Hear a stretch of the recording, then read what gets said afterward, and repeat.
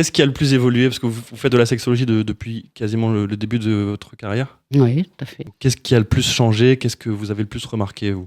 Cette détresse appuyait à l'autre. Le fait de, justement, de plus se mettre en contact. On n'a plus de relation. Si on va avoir une relation sexuelle, ça fait partie des relations. C'est un petit peu compliqué parce qu'on se sent très seul, et très seul, on est très malheureux.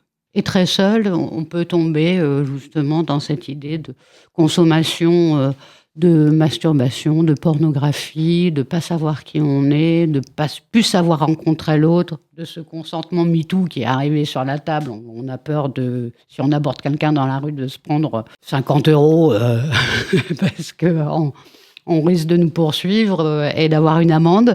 Comment est-ce qu'on rencontre l'autre? Comment on fait du lien? Comment on crée quelque chose d'un petit peu plus particulier que celui d'à côté, quoi. Et selon vous, les applications de rencontre, c'est une bonne ou une mauvaise chose pour ça, justement?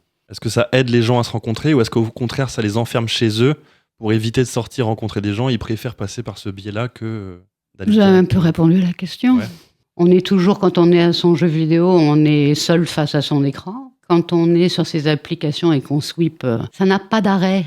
C'est ce que le striatum, une partie du cerveau, il adore, il ne sait pas s'arrêter. Et donc, pour tout, maintenant, on essaye de faire quelque chose qui n'a pas de fin. On va réussir à mettre en route des applications sur lesquelles on va dérouler sans fin. On Ouais. va pouvoir choisir un homme. On en aura fait 17, on aura discuté avec aucun, mais on aura juste filtré poubelle ceux qu'on regardera plus tard. Et finalement, on ne crée rien du tout.